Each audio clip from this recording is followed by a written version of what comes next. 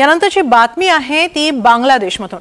बांगलादेशमध्ये जनतेने केलेल्या उठावाला आज वर्ष पूर्ण होतोय। बरोबर वर्षभरापूर्वी बांगलादेशच्या रस्त्यावर उसळलेल्या हिंसाचारानंतर तत्कालीन पंतप्रधान शेख हसीना यांनी 15 वर्ष सत्तेत राहिल्यानंतर देशातून पलायन केलं। जनतेचा रोष इतका तीव्र होता की शेख हसीनांनी देश सोडल्यावरही 48 तास ढाका जळत होतं।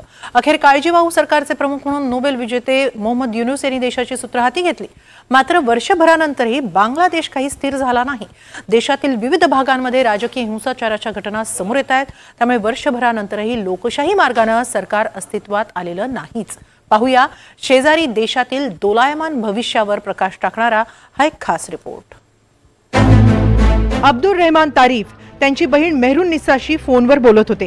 अचानक दुसऱ्या बाजूने आवाज येईनासा झाला। त्या क्षणी तारीफ यांना कल्पना आली काहीतरी आक्रीत घडलंय। ते तातडीने घराकडे धावले। घराच्या दिशेने जाताना त्यांना अनेक ठिकाणी गोळीबार चुकवावा लागत होता।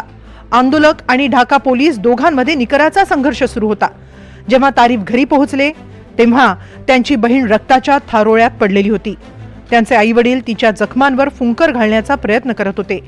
बेफाम गोळीबारात कोणती तरी गोळी मेहरुन्निसाच्या छातीत लागली होती।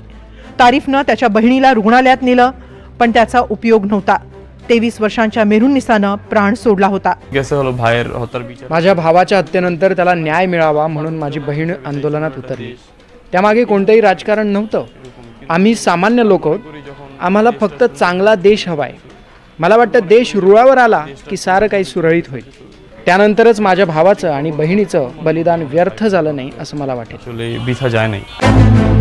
वर्षभरापूर्वी शेख हसीना पायउतार झाल्या।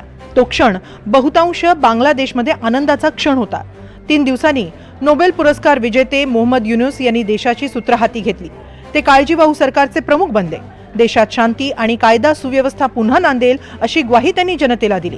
त्याचप्रमाणे शांती प्रस्थापित होताच निवडणूक घेण्याचं आश्वासनही दिलं। पण या घटनेला आता वर्ष झालं तरी हिंसा रक्तपात सुरूच आहे। शेख हसीना यांच्या विरोधात मानवी हक्कांचं हनन केल्याचे खटले भरण्यात आले। त्या त्यांचा देश सोडून भारतात आश्रयाला आहेत। असं असलं तरी बांगलादेशच्या उज्ज्वल भविष्याचं स्वप्न अजूनही लांबच असल्याचं अनेकांचं मत आहे। आमचं काम संपायला अजून बराच काळ लागणार आहे। राजकीय सुधारणांसोबतच ज्यांनी कायद्याचं सर्रास उल्लंघन केलंय अशांना कठोर शिक्षा देणं ही सुद्धा आमची जबाबदारी आहे। पण न्याय देणं म्हणजे फक्त शिक्षा देणं असा अर्थ घेणं चुकीचं आहे। न्याय देणं म्हणजे देशातल्या जनतेचा आवाज पुन्हा कधीही आणि कोणत्याही शासकाला दाबता येणार नाही अशा कायदेशीर चौकटी तयार करण्याची जबाबदारी सुद्धा आमचीच आहे। अनेकांच्या मते गेल्या वर्षभरात फार काही बदललेलं नाही। मेहरुन्निसाचे वडील मोशरफ हुसेन यांच्या मते स्वातंत्र्य मिळून 54 वर्ष झाली तरी स्वातंत्र्याचा अनुभव मात्र मिळालेला नाही। बांगलादेशला स्वातंत्र्य मिळून आता 54 वर्ष झाली पण खरं स्वातंत्र्य अद्याप आम्ही अनुभवलेलं नाही। आमच्या मुलांनी आता आमचा देश पुन्हा स्वातंत्र्य केलाय। आमच्या मुलांनी रक्त सांडलंय म्हणून मी आज मुक्तपणे बोलू शकतोय।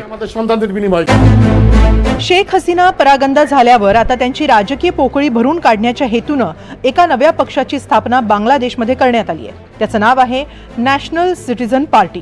नवा बांगलादेश उभा करण्याचा पक्षाचा मानस आहे। शेख हसीना पदच्युत होऊन वर्षपूर्तीच्या आदल्या संध्याकाळी एका मोठ्या रॅलीचं आयोजन पक्षाच्या वतीने करण्यात आलं। त्यावेळी शेकडो तरुण रस्त्यावर उतरले।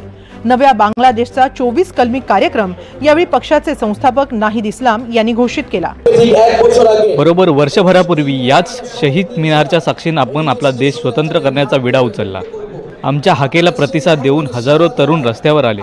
आपण फॅसिस्ट सरकारला सत्तेवरून दूर केलं आणि देशावर लोकांचं नियंत्रण स्थापन केलं। आज आपण पुन्हा एकदा शहीद मिनारच्या जवळ जमलो आहोत। आज आपण नव्या बांगलादेशसाठी 24 कलमी कार्यक्रम जाहीर करतोय। प्रत्येक बांगलादेशी नागरिकाचं स्वप्न पूर्ण करण्याचा आमचा प्रयत्न असणार आहे।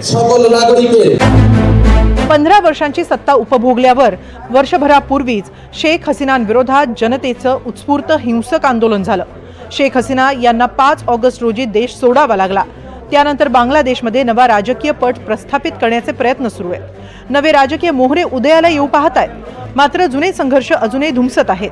नवं राजकीय नेतृत्व उभं राहण्यासाठी निवडणुका घेण्याचे विद्यमान काळजीवाहू सरकारचे प्रयत्न आतापर्यंत यशस्वी झालेले नाहीत। उलट मधून देशाच्या वेगवेगळ्या भागात राजकीय रक्तपाताच्या घटना सरकारची डोकेदुखीच ठरतायत। त्यामुळे शेख हसीनांनी सत्ता सोडून वर्ष झालं तरी बांगलादेशचं भविष्य दोलायमान स्थितीतच आहे। Bureau report, NDTV Marathi.